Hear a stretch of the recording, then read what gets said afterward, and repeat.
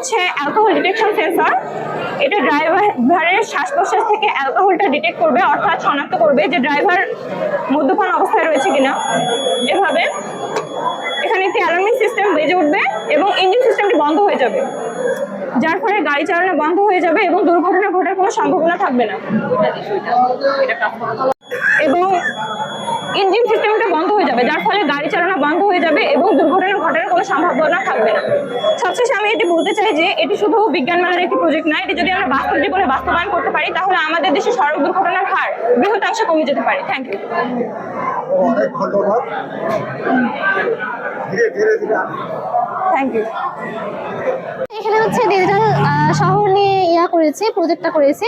এই প্রজেক্টে আমাদের এখানে হচ্ছে এবিসি স্কুল অ্যান্ড কলেজ, এখানে কলেজ, এখানে হচ্ছে প্রাথমিক বিদ্যালয়, তারপর এখানে হচ্ছে হসপিটাল, আর এখানে বাড়ি, মানে প্রত্যেকটা বিল্ডিংয়ে আমরা হচ্ছে সোলার সিস্টেমের ব্যবস্থা চালু রেখেছি। কেননা আমরা উদাহরণস্বরূপ দেখতে পাই যে আমাদের দেশে হচ্ছে প্রায় বিদ্যুতের ঘাটতি এবং বিদ্যুৎ অপচয় যেটা হয়, লোডশেডিং যেটা হয়, তার জন্য আমরা প্রত্যেকটা বিল্ডিংয়ে এই যে সোলার সিস্টেম চালু করেছি, যার কারণে আমরা হচ্ছে ফ্রিতে এবং যেমন হচ্ছে সৌরশক্তির মাধ্যমে আমরা হচ্ছে সহজে বিদ্যুৎ সরবরাহ করতে পারবো। সোলার সিস্টেম মূলত হচ্ছে একটা প্রযুক্তি যেটা হচ্ছে সৌরশক্তির মাধ্যমে যেটা হচ্ছে বিদ্যুতে পরিণত করে। তারপর এখানে আমাদের হচ্ছে ব্যাংক রাখা আছে, ব্যাংকের পাশে হচ্ছে এটিএম। তারপর আমরা হচ্ছে হসপিটালটা এমনভাবে চিহ্নিত করেছি যেখানে এর সামনে হচ্ছে পার্ক রাখা হয়েছে, কারণ আমরা দেখি যে আমাদের অধিকাংশ শহরগুলোতে আমরা দেখি যে শহরগুলোর সামনে হচ্ছে এরকম রাস্তাঘাট, কার্বন ডাইঅক্সাইড, যার কারণে রোগীরা ভালোভাবে হচ্ছে শ্বাস প্রশ্বাস ইত্যাদি কষ্ট হয়। যার কারণে আমরা এখানে হচ্ছে হসপিটালের সামনে পার্ক রেখেছি যাতে রোগীদের হচ্ছে সমস্যা কম হয়। আবার হসপিটালের পাশে হচ্ছে আমরা ডাস্টবিন রেখেছি, স্মার্ট ডাস্টবিন, যেখানে ময়লা স্তূপে যদি পরিণত হয় তাহলে সে হচ্ছে আমাদের সিগন্যাল দিবে, সেই অনুযায়ী আমরা হচ্ছে ময়লা অপসারণ করতে পারবো খুব দ্রুত। এবং আমরা হচ্ছে এখানে ওভারব্রিজ রেখেছি, যেটা হচ্ছে আমরা দেখি আমাদের দেশে প্রায় হচ্ছে সড়ক দুর্ঘটনা হয়, প্রচুর পরিমাণে সড়ক দুর্ঘটনা হয়, যার কারণে আমরা স্কুলের পাশে রাখার চেষ্টা করেছি ওভারব্রিজটা, যেখানে ছাত্রছাত্রীরা হচ্ছে সহজে খুব দ্রুত এবং হচ্ছে তাদের সড়ক দুর্ঘটনা থেকে বাঁচার জন্য আমরা এখানে ওভারব্রিজটা রাখছি, যাতে তারা সহজে ওভারব্রিজ অতিক্রম করে তারা হচ্ছে বাসায় বা যাতায়াত হচ্ছে নিরাপদ করার জন্য তাদের এই ওভারব্রিজটা রাখা আমাদের।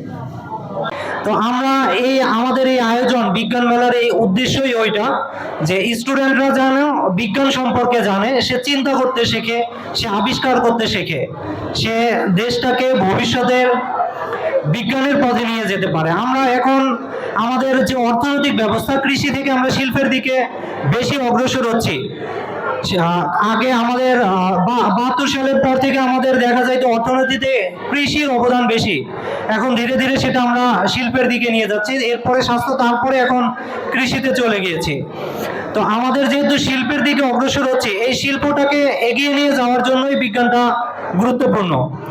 তো বিজ্ঞানকে আমাদের যথাযথভাবে জানতে হবে। আমাদের যারা জানার কথা, যাদের জন্য আজকের এই আয়োজন, তারা বিভিন্ন কাজে ব্যস্ত হয়ে পড়েছে, তারা স্টলে থাকার থেকে, বক্তব্য শোনার থেকে নিজেদের কাজে ব্যস্ত হয়ে পড়েছে।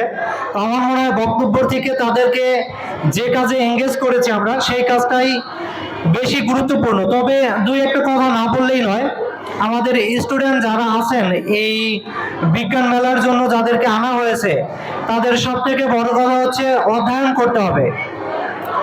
আমাদের এক ইংরেজ লেখক ছিলেন, রোমান্টিক কবি বলা হয়, পার্সি বিশি শেলি, পিবি শেলি বলা হয়, যিনি বলেছিলেন আমরা যত অধ্যয়ন করব তত আমাদের অজ্ঞতাগুলোকে জানতে পারবো।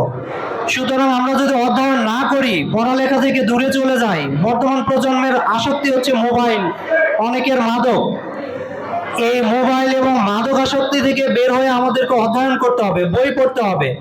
সে বই যে কোনো ধরনের হতে পারে, উপন্যাস হতে পারে, বিজ্ঞান বিষয়ক হতে পারে, যে কোনো ধরনের বই পড়তে হবে। বই পড়লে আমরা আমাদের অজ্ঞতাকে জানতে পারবো।